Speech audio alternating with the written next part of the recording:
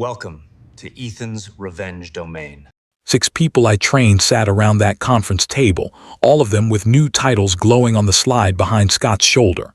Their names were bolded. Mine wasn't anywhere. "Before we close out," Scott said, turning toward the board members with that practiced smile, "let me highlight some exciting promotions in our engineering org." I'd helped justify 3 of those cases myself. First, Elena Torres, now Senior Engineering Manager for Strategic Accounts. Polite claps. Elena avoided my eyes. Then Daniel Cho to Senior Architect. More applause. My pulse hammered. Marcus Reed to Principal Engineer. I gripped the table edge. And Kevin Walsh stepping up as Director of Cloud Infrastructure. Kevin stood, smoothed his jacket, shook Scott's hand with that fake humble nod. 18 months at the company. I'd walked him through our entire production environment personally because he picks things up faster from Jason. They clapped for him. Board members nodded like this was normal. And my name sat there invisible like equipment they assumed would always work. The 6th one, not 2nd, not 4th, 6th. 15 years of firefighting their disasters. 15 years training almost every senior engineer in that room. 15 years hearing your time is coming every single time someone I'd mentored got the role I'd been chasing. 6 promotions over me, all people I'd taught. Scott glanced my way. "Jason, let's think later about your path forward." Like that erased anything. I gave the barest nod. Inside, the final circuit breaker tripped. That boardroom moment wasn't just another disappointment, it was clarity. They weren't confused about my value. They were banking on it, keeping me exactly where maximum extraction happened. After the 6th one, I stopped training anyone new. I started protecting my knowledge completely. 2 months later, they came begging. But I'm getting ahead of myself. Let me back up. Before that, if you've watched 6 people you train leapfrog you while hearing, your time will come. Every single time, hit subscribe. Because this story shows exactly what happens when the quiet ones stop giving everything away. I'm Jason Mitchell, 48 years old. Until recently, I was Senior Engineering Manager at Northbridge Systems, a mid-sized cloud infrastructure consultancy based in Seattle. About 900 employees, roughly $130 million a year in revenue. Our job, move companies off their creaking, on-prem systems and into the cloud without burning their business to the ground in the process. My job, make sure the impossible migrations went right when we were already 3 weeks behind and the client's CIO was breathing fire. If a project had red status on the dashboard, odds were my name was on the war room calendar. Pinnacle Freight's warehouse systems that kept crashing every quarter end. I rewrote their entire failover model in a weekend. Meritcore security audit that found 52 critical vulnerabilities. I redesigned their network topology in 2 weeks and walked their auditors through every change. Harborline Retail's Black Friday outages for 3 years in a row. The load balancing architecture I built is still what their engineering team calls the Mitchell pattern. I managed 15 senior engineers across 3 time zones, owned a project portfolio worth around $40 million in active contracts, personally built or stabilized most of the flagship case studies on our website, and I trained 12 engineers who, over the years, moved into senior roles. 8 of them were promoted into positions I'd applied for, promotions I'd been told I was perfect for, just not this cycle. Scott Harrison, our VP of Engineering, was my direct manager for 6 of those years. He wasn't a villain. But he was exactly the kind of leader who keeps you hooked with vague promises and just enough praise. "Your time is coming, Jason. We just need a few more wins on the board. The directors really appreciate your reliability." Every time I heard it, it sounded reasonable. The first couple of years, I believed it. Year 4, the math started to bother me. Year 10, I knew it was a pattern. Year 15, in that boardroom when Kevin got the Director of Cloud Infrastructure role. The same scope Scott had been dangling in front of me for 6 years. I knew it wasn't an oversight. It was a decision. The meeting ended with the usual scraping chairs and half-hearted congratulations. A couple of people squeezed my shoulder on the way out. "I'm sorry, man. You should have gotten it." I said, "It's fine," because that's what you say when something irreversible just happened and you're not ready to show how much it landed. By the time I got back to my desk, there was already an email from Scott. Subject line, "Quick chat, Ray, your growth path." I didn't open it. Another email came in from a key client asking if I could jump on an emergency call. Their new deployment was acting up. I answered like I always did. "Send me the logs, I'll join in 15. On the surface, nothing changed that day. I solved tickets. I joined calls. I calmed down a nervous client. My calendar still looked like a game of Tetris. But internally, something shifted that nobody else could see. For 15 years, I'd been giving Northbridge one thing for free: the compounding value of my experience, packaged in training, explanations, and hand-holding. Every time someone got promoted over me, I told myself it was timing. That morning made it clear it was strategy. They didn't want to move me. They wanted to keep me exactly where I was most useful for them. So I decided to stop being useful in the way they'd been exploiting. The first change was invisible to everyone but me. I stopped treating my knowledge like company property and started treating it like a professional asset. Up to that point, if someone asked me how I fixed something, I'd explain it in detail. Whiteboard diagrams, step-by-step logic. Pattern failure modes, how to avoid them in future designs. Not because I craved credit, but because I didn't like watching people struggle with problems I'd already solved. That day, I drew a line. From then on, when someone asked, "How did you fix it?" I answered the immediate question and nothing more. Apply this patch to this node. Change that setting and restart the service. Roll back that deployment. It's not compatible with their auth layer yet. I stopped turning every answer into a training session. I still solved the problem. I just stopped giving them the wiring diagram. The second change was documentation. I'd always documented my work, but now I started documenting for me. I opened a private log offline, not on company systems. Every day I wrote down which client was at risk, what broke, who was assigned to fix it, how long it bounced around before someone called me, how long it took me to actually solve it. I added who got copied on the thank you email, who was in the meeting when the win was presented, who said we when they meant Jason. Patterns emerged fast. Level 3 issues were supposed to go to Kevin's new org. In reality, his engineers poked at things for a few hours, escalated in Slack with "Hey" at Jason, quick question, and then forwarded my fix to the client from their email addresses. I didn't correct them.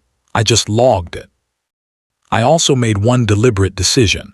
I would train 3 more people fully, thoroughly, but they would not be inside Northbridge. They would be on my future payroll. Outwardly, nothing anyone could point to shifted. I was still the first person in the office most mornings, still on the 7 a.m. calls with East Coast clients, still the calm voice in war rooms when systems were burning.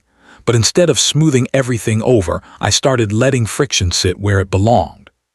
If a slip dependency wasn't mine, I flagged it once and let it move up the chain instead of quietly fixing it at midnight. If a project plan assumed I'd jump in if needed, I asked who owned that decision and what they were prepared to do if I wasn't available.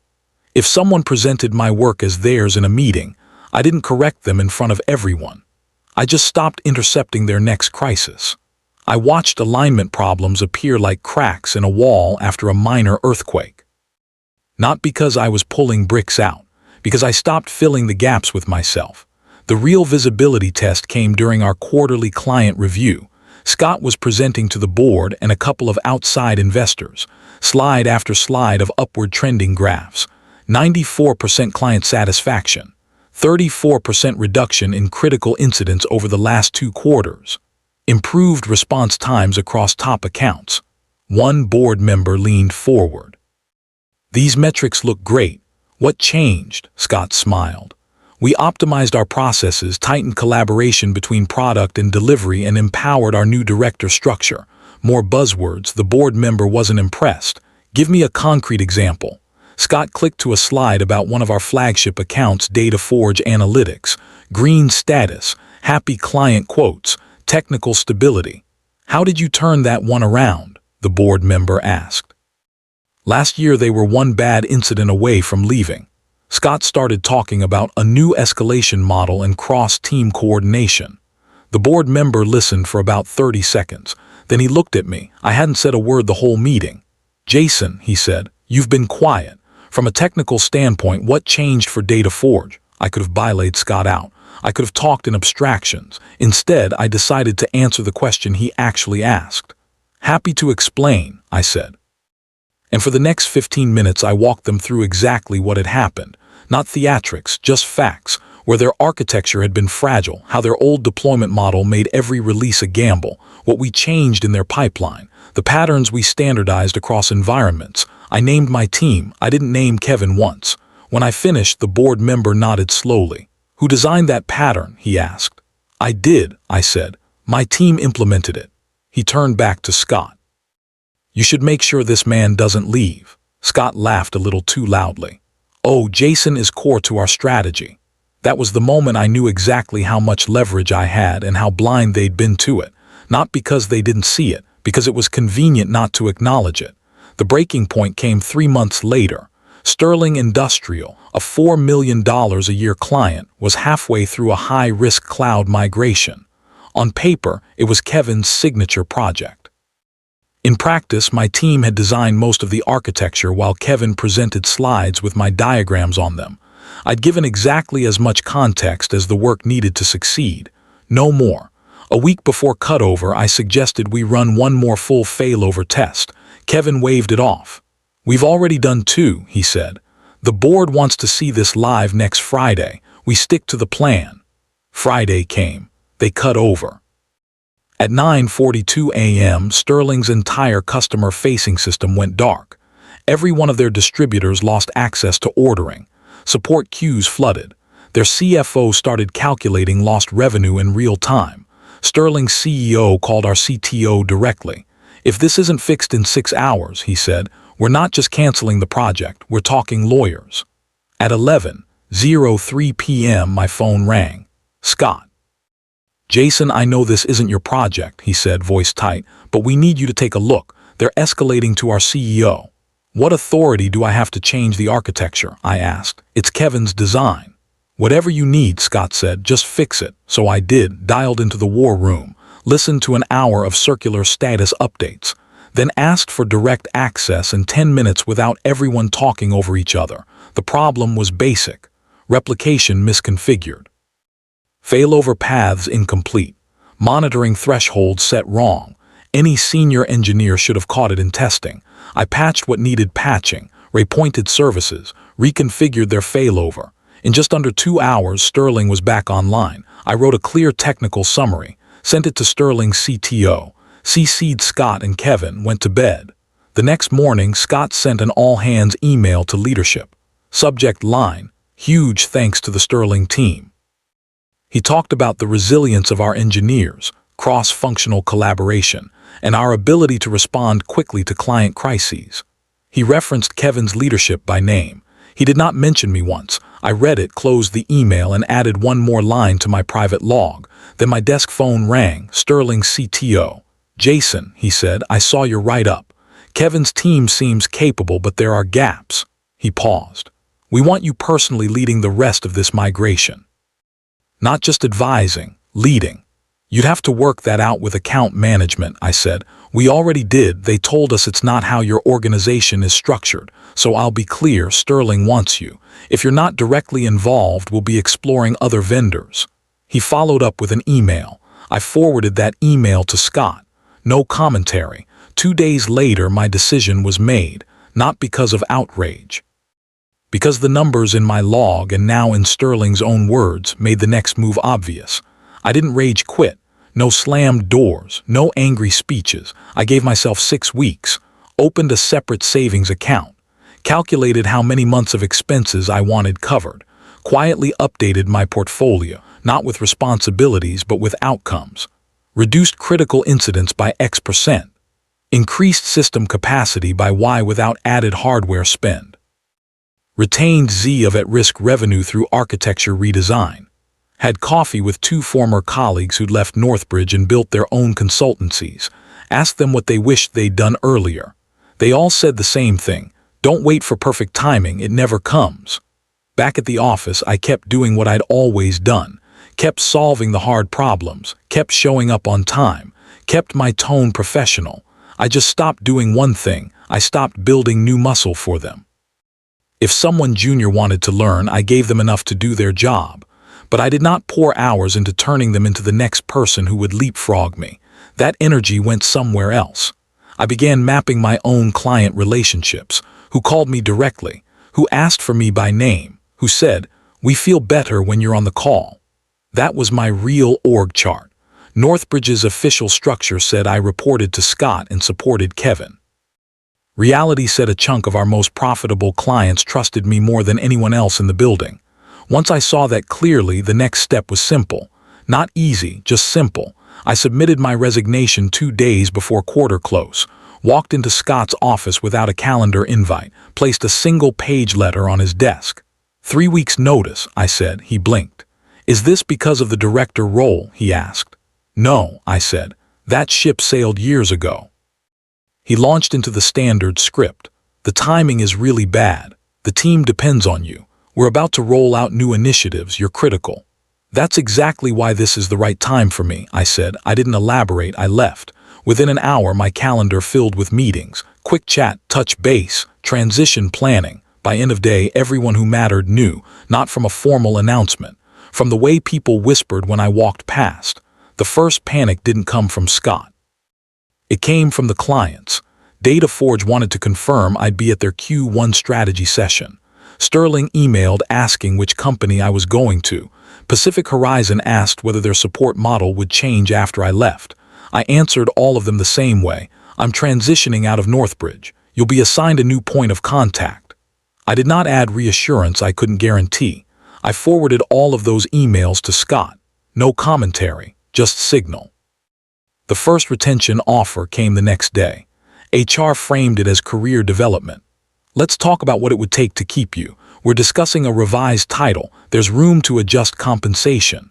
I listened. I thanked them. I declined. 2 days later, the numbers got specific. 30% salary increase. Director title, some stock options. Flattering, but late. I declined again, politely, without drama. That's when the tone changed.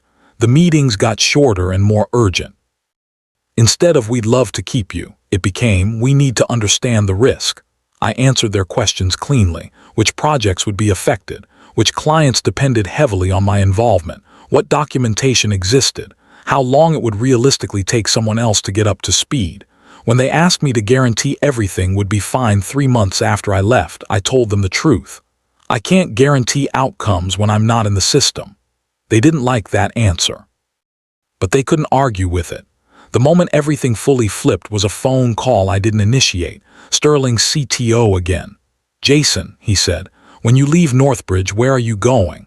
"Independent consulting," I said. "I'm forming my own firm." He didn't hesitate. "What would it take for Sterling to be your first client?" We talked for 2 hours. Scope, boundaries, availability. I refused to drag anyone from Northbridge with me. I refused to poach staff. He respected that.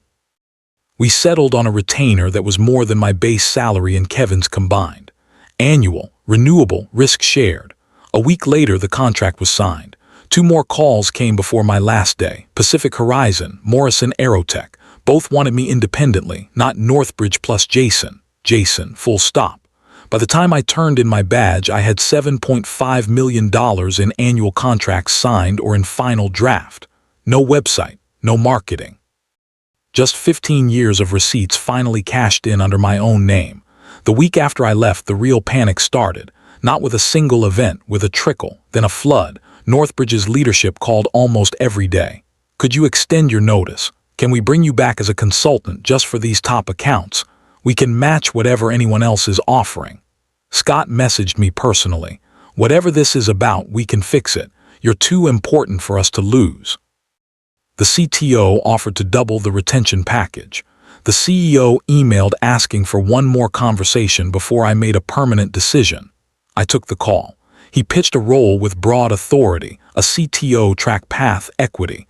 If he'd offered it 2 years earlier, I might have said yes. Now it came across exactly as it was, a reaction to the realization that my absence exposed how much they'd been leaning on me. "I appreciate it," I said, "but I've already made my decision." He searched my face even through the video call. "Is there anything we could have done differently?" 2 years ago, I said, Yes, now no, he nodded once, slowly. We ended the call. I took a breath and sat with the quiet. It didn't feel like triumph. It felt like finally standing where I should have been standing all along, on my own feet. 6 months later, Mitchell Infrastructure Solutions had 5 full-time engineers and 12 clients. The smallest contract was larger than my last Northbridge salary. The largest, a full infrastructure management deal for Sterling, was $4.5 million annually. I built the team carefully. No revenge hires, no one poached, just people I'd met over the years who were better than their job descriptions and tired of being stuck under someone else's ceiling. We paid well. We picked clients. We turned down deals that reeked of the same dynamics I'd left behind. Word got around. Not because I was shouting, because outcomes travel. Northbridge, meanwhile, reorganized twice in 3 months. They lost $20 million in contracts. Some clients left for us. Others went to competitors. Kevin was shifted into a role without direct reports. Scott pursued other opportunities. One afternoon at a conference, I saw him across the room. We talked. No tension, no cheap shots. We should have made different decisions, he said at one point, looking down at his coffee. We both did, I replied, and they took us to different places. There was nothing else to say. We shook hands, walked back into separate conversations, separate orbits. People like to imagine revenge as some big cinematic moment, a speech, a public apology, someone admitting they were wrong loud enough for the whole company to hear. That never happened. Nobody got on a stage and said, "Jason, we're sorry." No one wrote a memo confessing they'd kept me where I was because it was convenient. What actually happened was quieter. The people who told me, "Your time will come," ended up staring at dashboards that looked worse every quarter. They sat in rooms trying to explain why their best clients were taking calls with me instead of them. They tried to hire 3 senior engineers to replace what I'd been doing and found out the hard way that experience doesn't replicate on command. They learned the difference between someone who knows the system and someone who is the system holding everything together. And I learned something too. Those 6 promotions over me, those weren't rejections. They were answers. They told me exactly how far my loyalty extended in their eyes, how much they decided my ceiling was worth to them. The first 3 times I believed their story. After the 6th, I stopped training them for free. I started protecting my knowledge. 2 months later, they came back with offers, promises, and numbers they should have put on the table years earlier. I didn't say yes, not out of spite, out of clarity. Because by then the question wasn't, will my time come? It was, why would I keep giving my time to people who have already shown me what it's worth to them? If you're in that place right now, watching people you train get promoted over you while you're told to be patient, hear this, you're not invisible, you're convenient. And convenience is the cheapest resource companies have. Sometimes the most powerful move isn't yelling, quitting on impulse, or burning everything down. It's stepping out of a game that was never designed for you to win. It's letting your absence say what your presence never could. 6 people I trained got promoted over me. Every time they said, "Your time will come," I kept teaching, kept documenting, kept making them look good in rooms I wasn't invited into.